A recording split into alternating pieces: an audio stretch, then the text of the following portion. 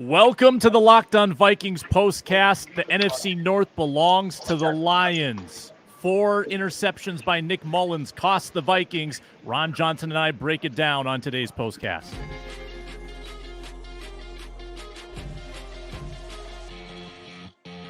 You are Locked On Vikings postcast, part of Locked On Minnesota on the Locked On Podcast Network. Your team every day. What's up, everybody? An early Merry Christmas to you, but not a Christmas gift from the Vikings. They fall 30-24 at home in a whiteout game, a frustrating loss for Minnesota. The NFC North goes to Detroit. Playoff hopes now with a faint heartbeat going into Week 17.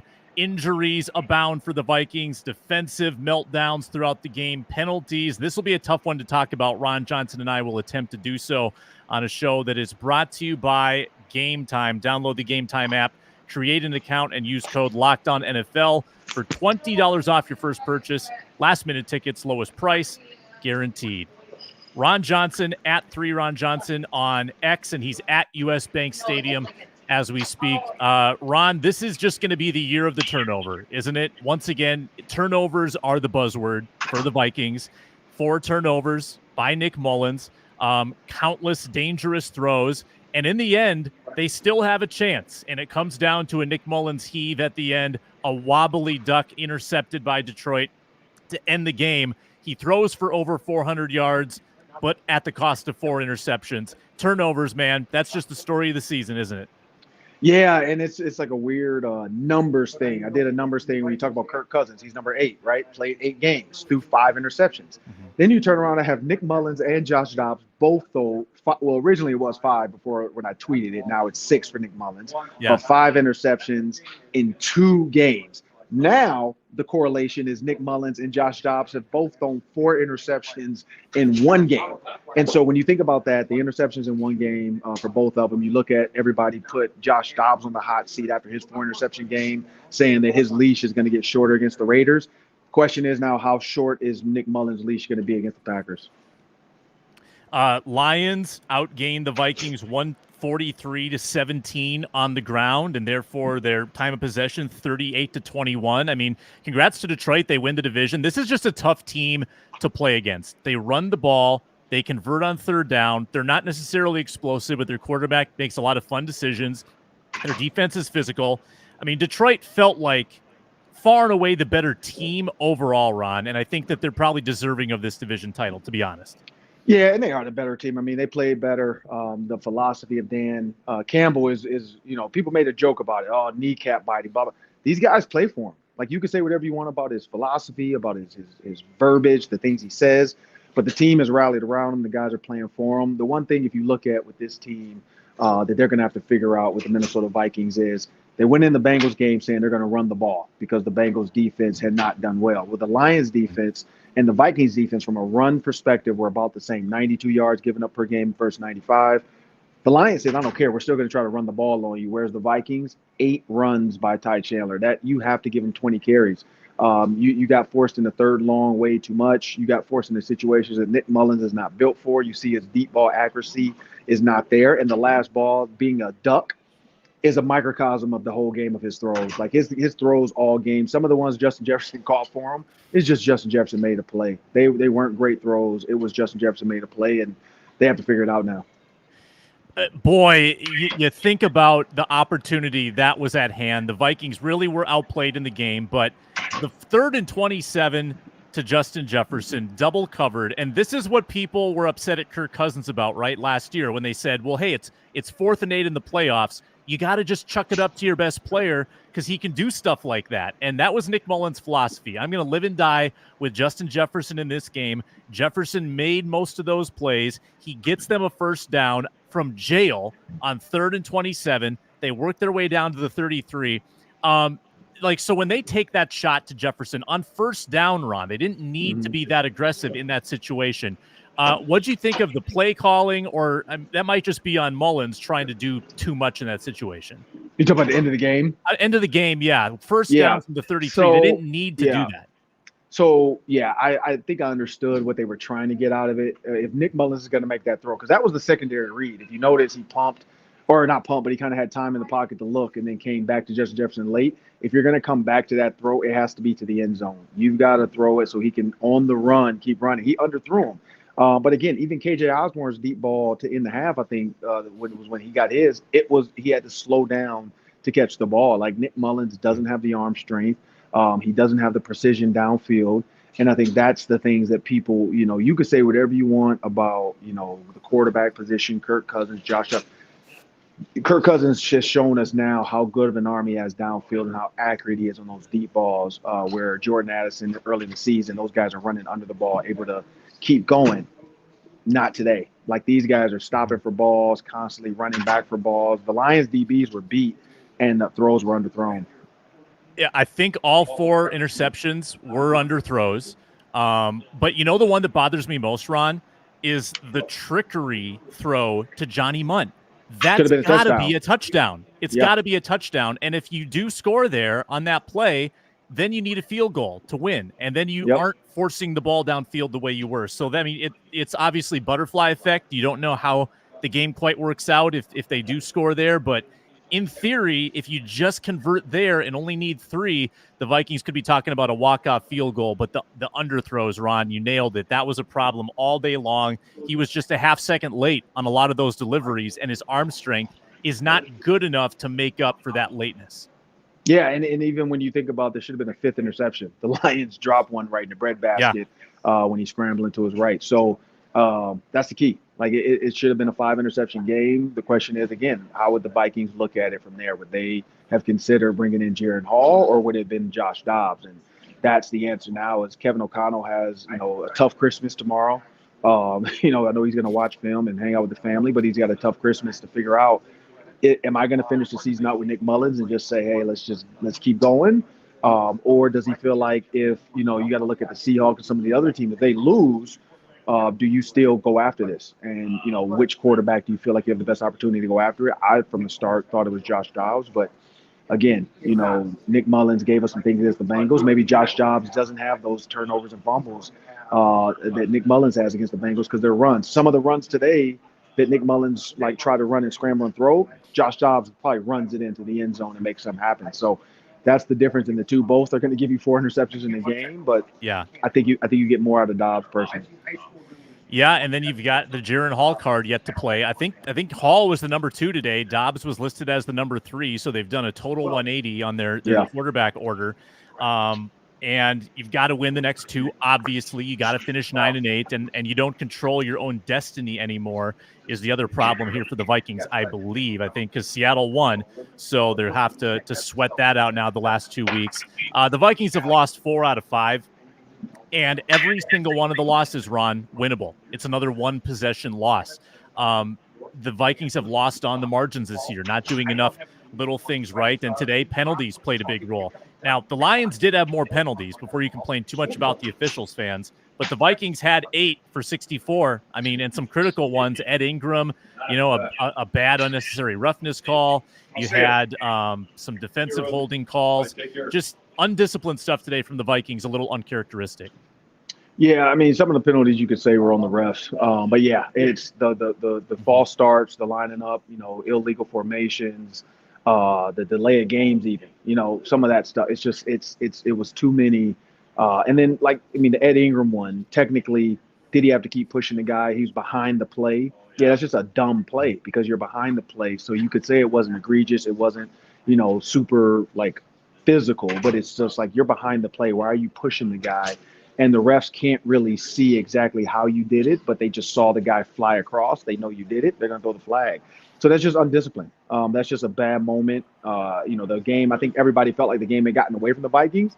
And then all of a sudden, they have a chance to come down and score. So I think, and even the players, if we're feeling it, the players will sure feel it too. Man, here's another turnover. Here's another fourth, we got to punt the ball. Or here's another fumble. Here's another sack. Mm-hmm. With all that said, they were still in it. But yeah, the refs, I think they called it pretty even both ways. But the Vikings penalties were definitely, shooting themselves in the foot versus just hard-nosed plays. Yeah, after this, we'll talk more about Justin Jefferson's day, but also this depleted offense now with some key players out, and you're starting to feel, I think, the absence of some of these guys. That's all coming up as we continue on the Locked On Vikings postcast. And today's show is brought to you by FanDuel Sportsbook. There's a great new deal going on at FanDuel, which is the best place to wager for the NFL season. New customers get $150 in bonus bets with any winning $5 money line bet. And then once you get that 150, hey, find can you let Robbie line, know I'm in here?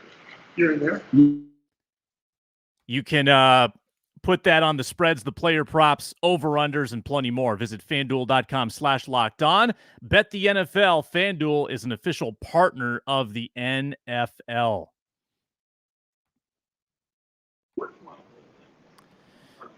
All right, moving on here. Sam Ekstrom, Ron Johnson, part of the Locked On Sports Minnesota crew. You can also get the audio of this show on the Locked On Vikings audio feed. But Ron, let's glow about Justin Jefferson for a minute. He was vintage. He was tough. He made contested catches. That's the biggest encouragement from this game, is that he is absolutely 100%. And if you forgot that he was the best receiver in the league, he's the best receiver in the league, and he proved it again today with some crazy grabs. Yeah, and early in the pregame show, we talked about who's going to be like the best receiver today, or Justin Jefferson, Amon St. Brown. And if you think about Justin Jefferson's last game against the Lions, 227 yards. You think about, I think Ben Lieber had a stat that over the last 6 games, he's had 740 yards in 6 games against the Lions. So I kind of ran with it and said, I feel like he's going to have a big day, and he did. And not only a big day, the thing is, he has some silent games where you look up and he had 110 yards. These are some huge catches, some big spotlight catches. I mean, he took a huge hit from Joseph, and he walked away from it. Joseph knocked himself out the game, and Justin Jefferson walked away from it. And so just, to even take that hit dead to the chest. I mean, it actually was a legal hit. He hit him dead in the chest. But it was a defensive receiver. And for his, nothing for him to flinch or feel like, his chest. So yeah, he's 100% for sure. And it was good to see that, he bounced up from that hit and nothing, no shakiness, no grabbing of the chest. Mm-hmm. So that's a good sign for the Vikings too, heading to, this Packers game. Yeah, Jefferson's just built differently. I mean, we saw it all last year. He takes explosive hits, and they've never taken him down. In fact, he's bouncing up. He's trash-talking Kirby Joseph, who took the brunt of that hit. 6 catches, 141, and a touchdown. I wonder what Jefferson's thinking during the game, because on one hand, your quarterback's throwing it away in some sense, but on the other hand, Jefferson just wants a chance to make grabs. And Mullens, for better or for worse, he gives him a chance, Ron. I mean, this is the type of quarterback that is going to get Jefferson yards and give him opportunities to make those plays. Yeah, so the thing about him, he reminds me of, honestly, T. Higgins with the Bengals. When you look at some of the balls that, the Bengals quarterback was throwing, Jake Browning, that threw up, and he just said, YOLO, I'm going to give you a chance, you go make the play. Honestly, that one last interception that was deep over Justin's head, I think Nick Mullens had the same mindset in that throw. He's like, if I just get it up in the air down the field, Justin Jefferson's going to save me. Well, the problem with that one, though, is he wasn't even close to Justin Jefferson. So that's the good and the bad of Nick Mullens. He's going to give the receivers a chance, but Justin Jefferson's not Superman. I don't know if Shaquille O'Neal would have caught that ball. It was so far and up high. You would have needed maybe LeBron James and a 22-year-old LeBron James, not this 40-something-year-old or whatever, 39-year-old LeBron James or 40. You would have needed the 22-year-old LeBron James that was 6'8" with a 40-inch vertical, because that's how high and far that ball was thrown. But yeah, Justin Jefferson by far is the best receiver on the planet. The catches he makes, the routes he runs, it's subtle head nods and shiftiness of the hips that it doesn't look super flashy, but he's not Tyreek Hill with his routes, because Tyreek Hill is really twitchy. Justin Jefferson is just so smooth and so scary that guys respect every single nod or move he makes, because they're like, oh, he's going that way, I got to break it. And they pick wrong every time. And so, yeah, he's just showing how great he really is. And honestly, the fact that he's come back after hit after hit after hit and still doesn't have a contract, the Vikings better back the Brinks truck up, because he's earned it. Aside from Jefferson, who looked very good and very healthy, this offense is getting banged up. This team is getting banged up. Hawkinson out, knee. I mean, that's scary. Yeah. Jordan Addison ankle out. Mekhi Blackmon left the game. Byron Murphy Jr. missed the game. Harrison Phillips was limping all game. DJ Wanham off with a serious-looking knee injury. Brian O'Neill out as well. That's the short list of key players that you're missing. it's hard to, and we get desensitized to it sometimes, right? Because, guys are out. Marcus Davenport, didn't even mention him. They are missing so many preferred starters on this team. And that doesn't excuse the interceptions necessarily from Mullens. But when you're throwing to Johnny Mutt and CJ Ham in the second half, I mean, that's where you do feel it, because you can't go to Justin Jefferson every time. And I think the Vikings were missing their guys today. Yeah, and I think at some point, I don't know if it was a joke, but like Lucky Jackson was on the field.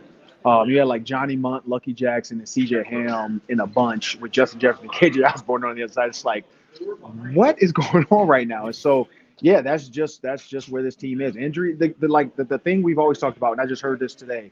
The San Francisco 49ers, if healthy, are the best team in the world. That's what people say. I'm not saying that. That's what people are saying.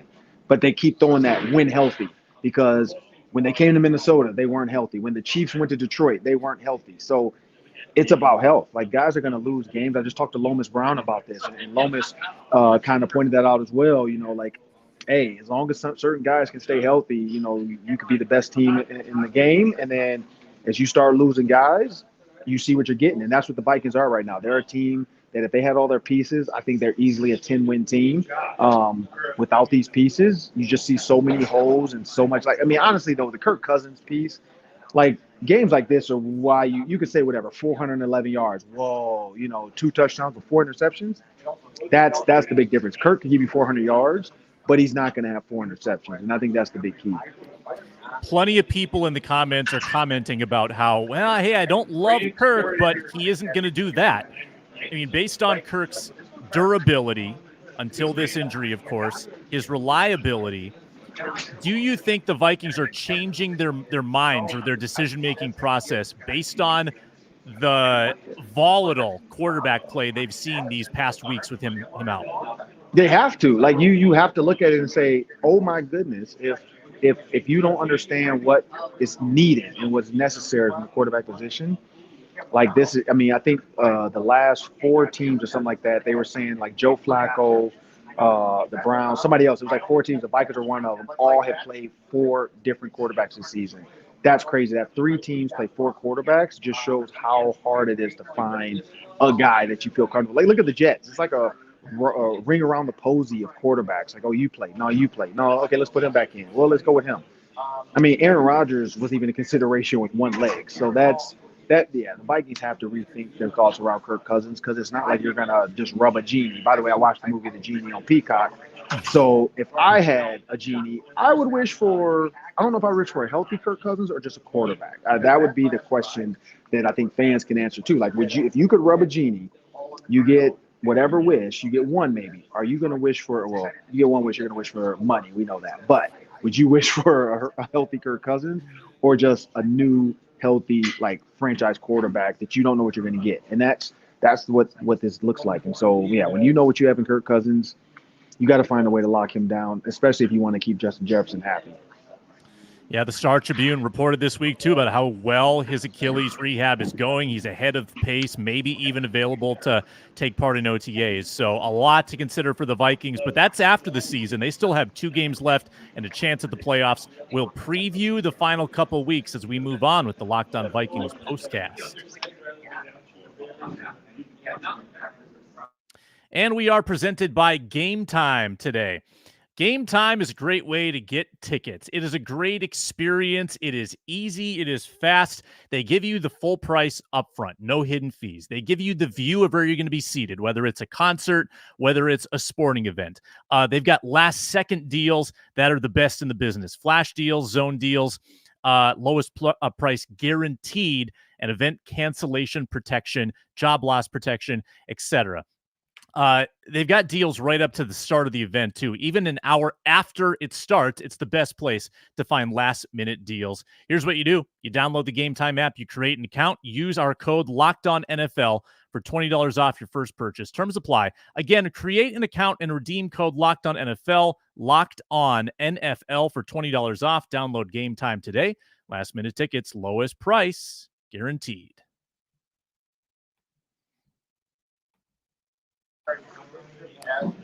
All right, final segment of the Locked On Vikings postcast. He's Ron Johnson. I'm Sam Ekstrom. Ron and I will be talking more Vikings football, I'm sure, in the Ron Johnson Show. That'll be on Tuesday. And again, no programming on Christmas. Have a happy holiday with your families. Vikings still have football to play, Ron, and they're going to be undermanned. I mean, I'm not sure that DJ Wanham's coming back from that injury. I don't know if TJ Hawkinson comes back from a knee injury that he suffered today. He was ruled out awfully fast. That's never a good sign. And Jordan Addison as well. And they've got to beat Green Bay at home. And Green Bay has eyes on the playoffs, too. They beat the Panthers today. They've got the same record as Minnesota. Minnesota, obviously now, has to win out, and they'll need a little bit of help. How do you feel about these final two games now with the Vikings needing to win both? Well, honestly, I think they could beat the Lions. I just don't know if they beat them in Detroit. The other thing, if the Lions already clinched the North. They've already clinched a playoff spot, so then do the Lions rest? If the Lions rest, that's a big help to the Vikings because maybe a win gets them in. The Seahawks did win, and they went 8-7. So now the Vikings have to get some losses from other teams. So, of course, you got to beat the Packers. I think they can do it. The Packers, last time I checked, was tied with the Panthers. I don't know how that finished out. But then when you look at the Lions game, the Lions probably rest knowing, one, they probably have to turn around and play possibly a Vikings team that might be the 6th seed, or they're going to have to play, who could be there. I think the Seahawks could be there at that spot, or the Rams. And so if they know that's coming, they're probably going to rest their guys for that game. So I think they can win the next two. It's just, I just don't know if that's still good enough to get them in the playoffs when two teams now have leapfrogged them because they won. Yeah, so here's what I can say from what I'm trying to digest here real time. The Vikings are Cowboys fans against the Dolphins. You want the Cowboys to win today. You want the Cowboys to beat Detroit because then Detroit would be locked into the 3.